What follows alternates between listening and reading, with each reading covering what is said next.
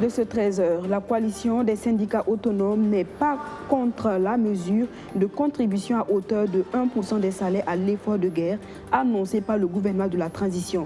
Elle souhaiterait juste qu'elle se fasse sous certaines conditions.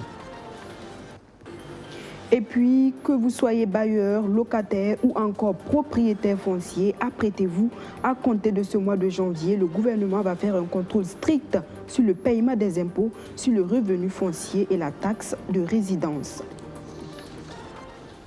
Voilà pour l'essentiel des actualités de la mi-journée sur BF1. Merci de nous choisir. Le président de la transition, Ibrahim Traoré, face aux forces vives de la région des Hauts-Bassins, une première rencontre d'échange qui a permis d'aborder plusieurs sujets d'intérêt national, lutte contre le terrorisme, cohésion sociale, paix et coopération internationale. Le chef de l'État a expliqué sa vision des choses aux populations de Sia, tout en demandant leur accompagnement sans contrepartie à la transition pour la libération du pays. Le capitaine Ibrahim Traoré, pour sa part, promet de conduire le navire de la lutte contre l'insécurité à bon port. On l'écoute. Ceci dit, depuis donc, le 30 septembre, ça fait 3 mois de cela, nous n'avons pas essayé de traîner sur la question sécuritaire. Il s'agit pour nous, donc, dans un premier temps, de réorganiser les forces, notamment de redécouper le territoire pour permettre à chaque chef militaire de pouvoir s'approprier franchement de son espace qu'il devrait pouvoir sécuriser, ce qui nous a conduit donc à 6 régions militaires terrestres et 6 régions donc, de gendarmerie auxquelles toutes les autres forces ont essayé de s'adapter. Ce qui aussi a amené donc à dissocier franchement la chaîne opérationnelle de la chaîne administrative à travers donc la formation de groupements de forces. Groupements de forces qui devraient utiliser toutes les forces disponibles, que ce soit militaires ou les forces de sécurité intérieure ou VDP, pour conduire la lutte. Et pour justement conduire la lutte contre le terrorisme et remporter surtout cette victoire, le gouvernement de la transition demande la contribution des travailleurs du public et du privé. Il envisage donc de prélever 1% sur les salaires des fonctionnaires. La mesure est encore à l'état embryonnaire, mais elle suscite déjà des débats. Ce matin, la coalition des syndicats autonomes s'est prononcée sur le sujet. Elle n'est pas contre la mesure, mais elle souhaite qu'elle se fasse sous certaines conditions. On écoute Robert Kabouré, porte-parole de la coalition. Nous sommes conscients que les travailleurs consentent déjà beaucoup d'efforts et de sacrifices, mais aucun sacrifice n'est de trop pour sauver une nation et des vies humaines. Dans ce sens, la coalition des syndicats autonomes, pour donner sa position, n'a pas d'objection quant à l'idée de contribution volontaire, mais fait des propositions suivantes. Une contribution volontaire de 1% d'une année sans prélèvement sur le bulletin avec un bilan tous les 6 mois. Ensuite, une prise d'un acte réglementaire fixant la fin de cette contribution. Il est important de signifier à ces détracteurs que le prélèvement de 1% sur les salaires est une 3e contribution à l'effort de guerre. Comme proposition, la coalition des syndicats autonomes suggère que la contribution volontaire ne se limite pas aux seuls travailleurs du public et du privé seulement, mais à toute la population, car il s'agit de notre pays à tous. De procéder de façon immédiate et systématique à l'appurement du passif des crimes économiques et de fraude fiscale, conformément à la procédure prévue par les textes en vigueur au Burkina Faso. D'entrevoir la nationalisation de certaines sociétés minières, de travailler à assainir la gestion de certaines sociétés d'État, la création de champs de l'État d'au moins 30 hectares par commune afin de relancer la production céréalière au lieu d'allouer des milliards pour l'achat de céréales chaque année. la suppression de l'IUTS dès la fin de la transition. Vous avez été nombreux à reprendre le chemin du travail hier 4 janvier après 2 jours de férié.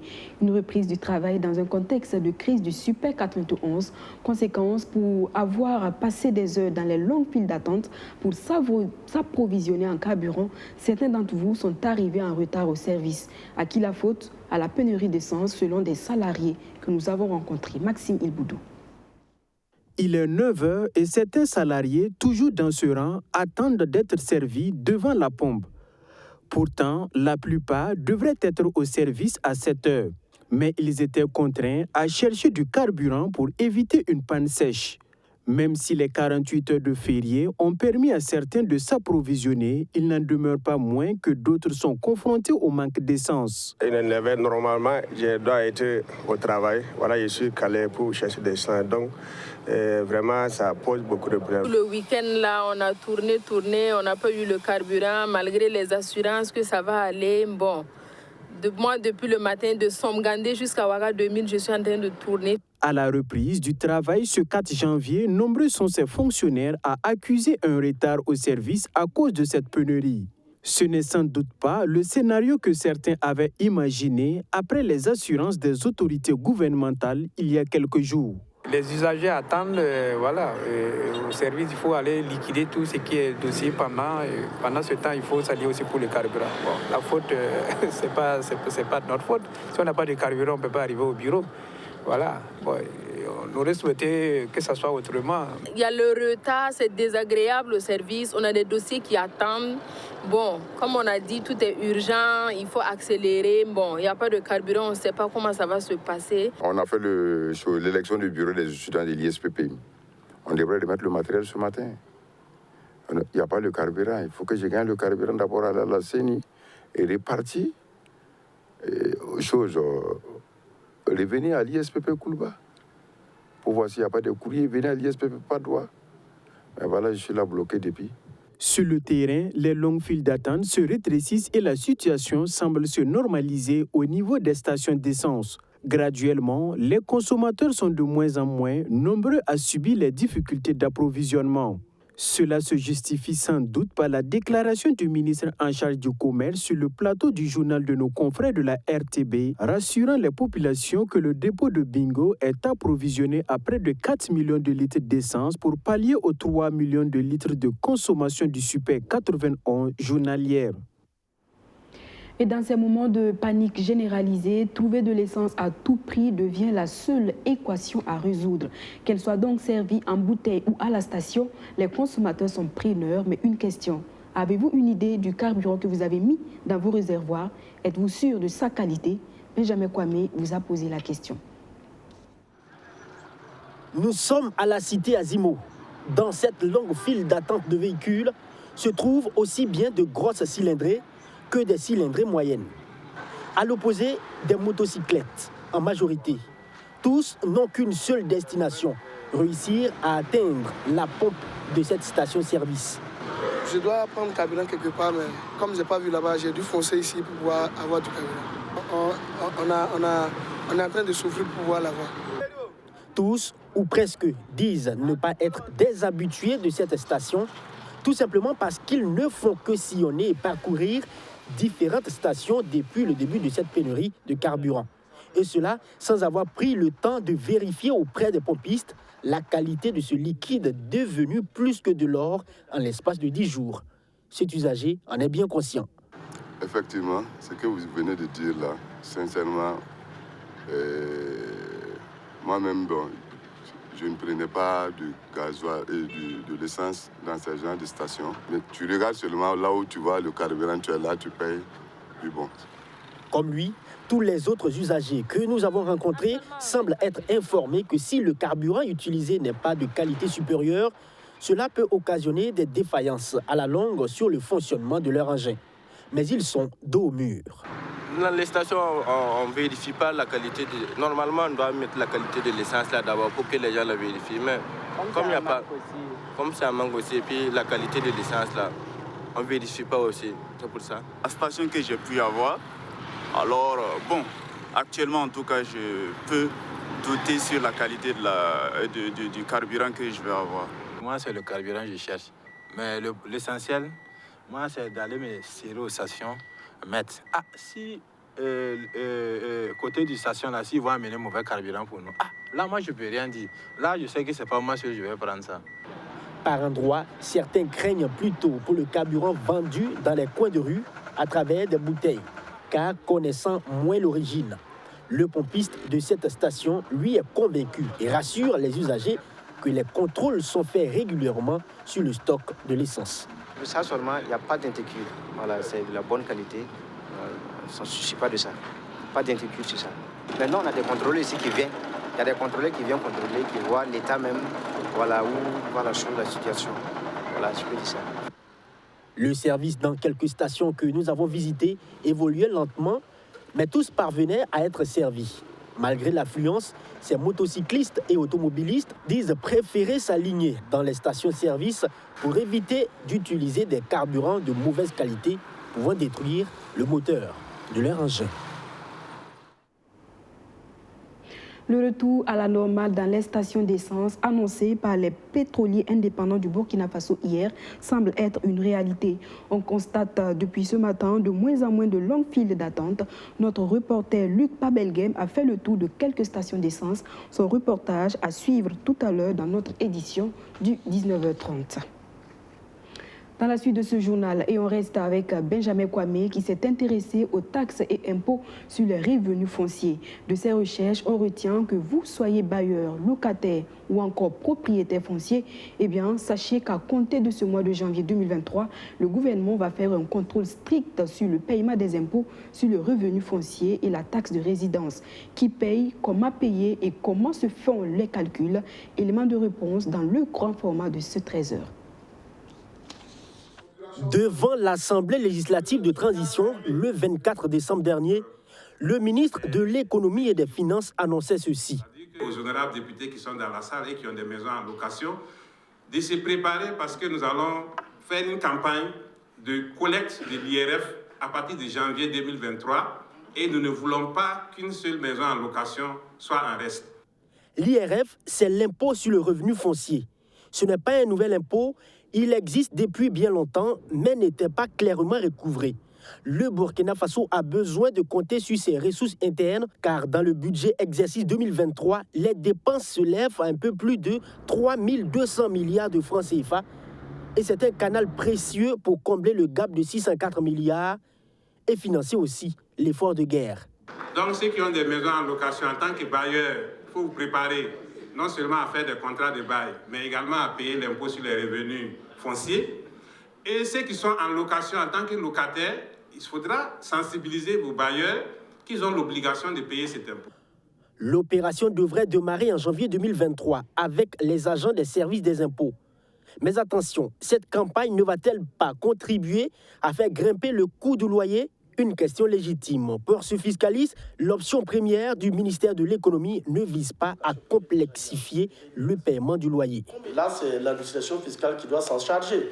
Certainement que ça va passer par l'intensification du recensement fiscal, c'est-à-dire la présence des agents de l'administration fiscale sur le terrain pour identifier les locaux qui sont les locataires, qui sont les propriétaires, c'est-à-dire les bailleurs, pour pouvoir essayer un temps soit peu, en tout cas, de pouvoir cerner l'ensemble de tous ceux qui arrivent à mettre en location des maisons pour pouvoir les inviter à venir payer l'impôt sur le revenu foncier. Donc, rassurez-vous, je ne crois pas qu'il y aura un impact, une augmentation en fait, des loyers. Techniquement, voici comment se calcule l'IRF. D'abord, le loyer est divisé par 2. Ensuite, sur la première tranche de 100 000 francs, un taux de 18% est appliqué. Et sur le solde restant, un taux de 25% est appliqué aussi. Les deux derniers montants sont additionnés. C'est ce qui donne l'impôt sur le revenu foncier à payer. Et cela par mois ou de la périodicité définie par les deux parties. Concrètement, en exemple, voici ce que ça donne. Pour un loyer mensuel de 400 000 francs CFA. Alors, 400 000 francs divisé par 2 égale à 200 000 francs. Première tranche, 100 000 francs CFA multiplié par 18 divisé par 100 égale à 18 000 francs CFA. Deuxième tranche, 100 000 francs CFA multiplié par 25 divisé par 100 égale à 25 000 francs. Total de l'impôt donc à payer, 25 000 francs CFA plus 18 000 francs CFA. Résultat, 43 000 francs CFA. C'est donc cette somme qui doit être payée par le bailleur. Combien de gens cherchent déjà des locaux pour habiter, pour faire loger en fait leurs femmes et leurs enfants? Ils n'en ont pas. Regardez dans les zones non aménagées que nous appelons couramment les zones non loties. Donc si Dieu arrive à vous permettre de construire des magasins, de construire des mini-villas pour mettre en location, au moins ce qui peut être fait en termes de solidarité aussi envers les autres, en alimentant le budget, c'est vraiment d'accepter de signer un contrat de bail avec votre locataire et venir reverser. Autre niche à explorer, la taxe de résidence. Mais avant, une catégorie de personnes bénéficient d'exonérations, comme les étudiants et les personnes démunies ou celles âgées de 60 ans, pour cette taxe. Au-delà, tous les résidents devraient s'acquitter de cette taxe. Je prends un exemple.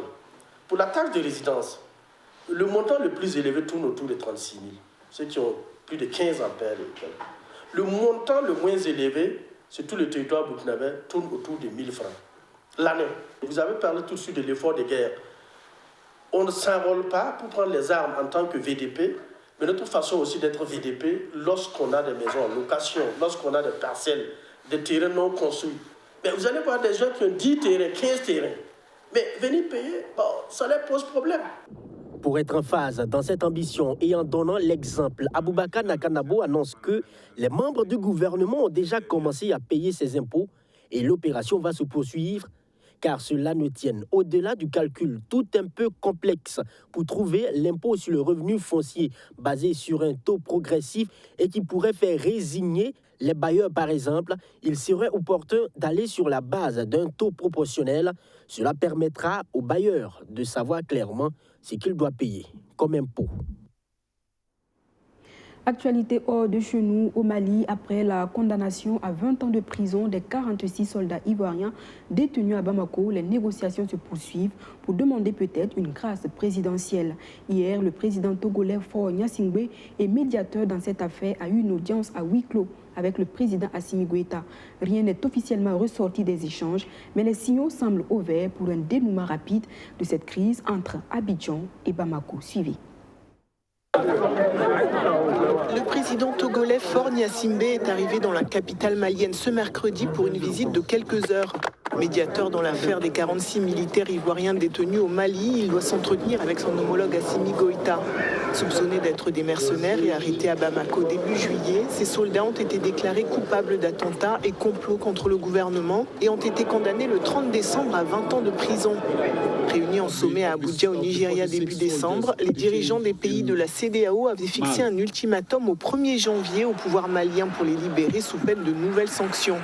Un ultimatum auquel Bamako n'a pas réagi. La Côte d'Ivoire, qui assure que ses soldats étaient en mission pour l'ONU, a vu ses relations diplomatiques avec son voisin malien se détériorer à cause de cette affaire.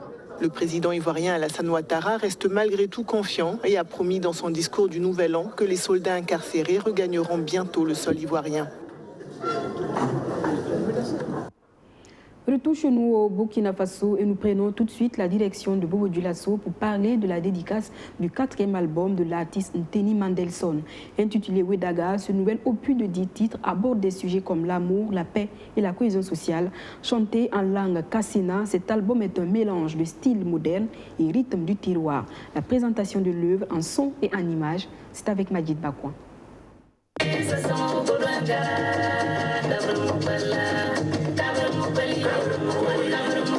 Dans une sonorité alliant style moderne et rythme du tiroir, Nteni Mandelson revient sur le marché discographique avec un 4e album. Un opus de 10 titres baptisé Wedaga qui signifie Dieu puissant en langue kassina.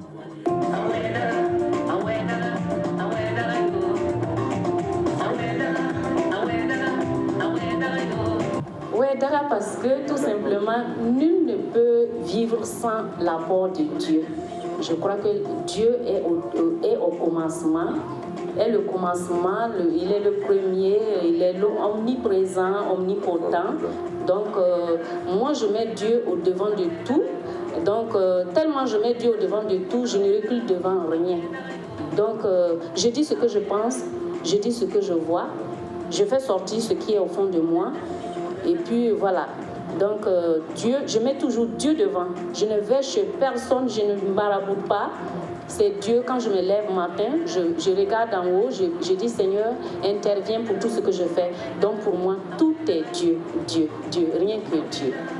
Plus de 10 ans de carrière musicale, cette œuvre se veut un symbole de résilience pour l'artiste. Son premier album remonte à 2009. C'est donc une nouvelle page de carrière qui s'ouvre ainsi pour cette diva de la musique burkinabé.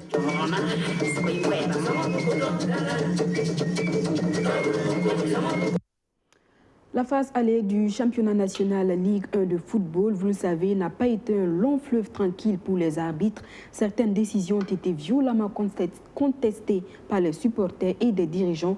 Mais chez les intéressés, malgré les graves accusations, ils n'en font pas tout un fromage. Madizongo, Maxime Ilboudou. Le but refusé de l'ASEC lors du match ASEC-AS Douane de la 9e journée.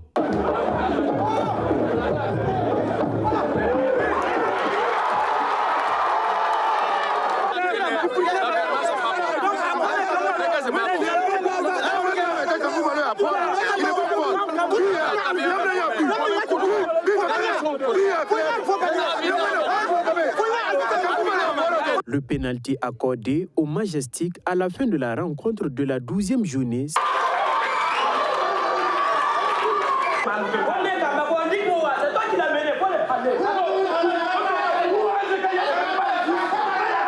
Symbolise à souhait les tensions entre le corps arbitral et les équipes. Les directeurs de jeu, malgré ces voix discordantes, sont pourtant satisfaits de leurs prestations pour cette phase allée du championnat national. Il n'y a pas eu beaucoup de problèmes. Mais le plus souvent, quand nous on se réunit le lundi soir, on fait l'analyse, le plus souvent on trouve que ce qui a été pris comme décision a été correct. Je voudrais dire qu'il n'y a pas eu beaucoup de résultats qui ont été où des équipes ont gagné par le fait que l'arbitre a mal presté. Voilà. Même son de cloche au niveau de la structure dirigeante. Et l'esprit du jeu veut que les décisions des arbitres soient respectées. Je comprends qu'il y ait des débats sur certaines décisions, mais au départ, aucun arbitre ne monte sur le terrain pour faire tort à une équipe. C'est les perdants qui toujours incriminent les arbitres. Moi, j'aurais aimé voir aussi un jour qu'un gagnant a incriminé les arbitres. Certaines équipes, comme la SEC de Koudougou, n'hésitent pas à porter de graves accusations à l'encontre des directeurs de jeu et réclament des sanctions. Je vais profiter de votre micro également pour interpeller la centrale des arbitres. Quand on joue, on a toujours des problèmes avec les arbitres, mais ça ne dépend pas des supporters, mais souvent c'est flagrant. Maintenant, quand vous voyez que c'est flagrant, on doit sanctionner l'arbitre. Mais on est là, ceux qui ont la force briment ceux qui n'ont pas la force, je vais dire ceux qui ont les moyens. Et je ne peux pas dire qu'on paie les arbitres, mais je ne pense pas que quelqu'un qui fait du travail, c'est-à-dire qui fait de l'arbitrage une profession et qui aime sa profession, va siffler comme ça pour rien. Selon la loi 5, un match se dispute sous le contrôle d'un arbitre disposant de toute l'autorité nécessaire pour veiller à l'application des lois du jeu. Ce journal qui s'achève, merci de l'avoir feuilleté en notre compagnie. On se retrouve demain pour un nouveau journal. Excellent après-midi, en compagnie bien sûr des programmes de la chaîne Au cœur de nos défis.